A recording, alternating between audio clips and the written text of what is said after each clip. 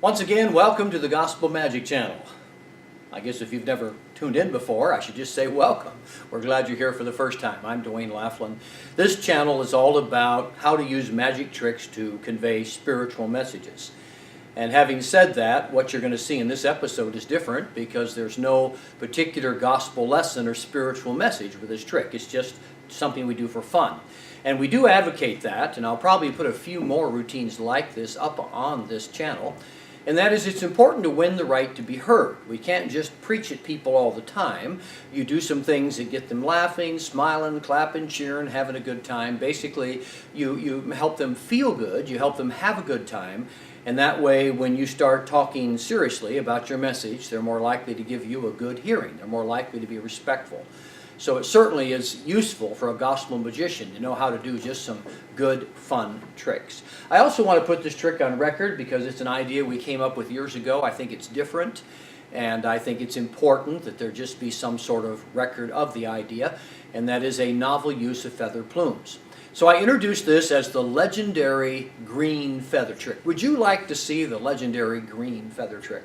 Well, I'll explain it to you. The legendary green feather trick involves a feather and a tube. You place the green feather into a tube like this and let it stay inside the tube for just a moment and nothing happens. It's not all that good of a trick. But if you put it back in the tube and this time you have members of the audience aim their hands and wiggle their feathers at the tube, the green feather changes into a yellow feather. And sometimes when this happens, people clap and cheer like crazy because they realize you do not see this kind of thing every day. I mean, it's just an empty tube, and we take a green feather, we place it inside the tube, people aim their hands, wiggle their feathers like that, and the green feather changes into a yellow feather. Now, I must tell you, one time I made a mistake when I was doing this. I was showing people the legendary green feather trick. I placed the green feather into the tube, and I forgot to ask anyone to wiggle his or her fingers, and of course, nothing happened. How could it happen? After all, I just had an empty tube, as you can see, right through the tube, and I had a green feather. I need the help of the audience. So, once again, we take our green feather, we place it inside the tube like this, and everyone aims their hands, wiggles their fingers, and lo and behold, the green feather turns yellow, and people clap and cheer like crazy. But then, of course, they do wonder, well, what about this green feather that didn't change? What shall we do with it? Well, I came up with an interesting idea. I had a big old green tube, and I thought, well, let's put the green feather into the green tube and see if we can make something unusual occur. But, of course, I asked everyone to aim their hands and wiggle their fingers. And you're not going to believe this. Because when they did, all of a sudden, we had a great big yellow burst of flowers. And apart from that, we had absolutely, I can't say it, but that's what it was, absolutely nothing inside the green tube. And when people realized that, well, they clapped their hands and cheered even louder than they ever had before. And that, my friends, is the legendary green feather trick.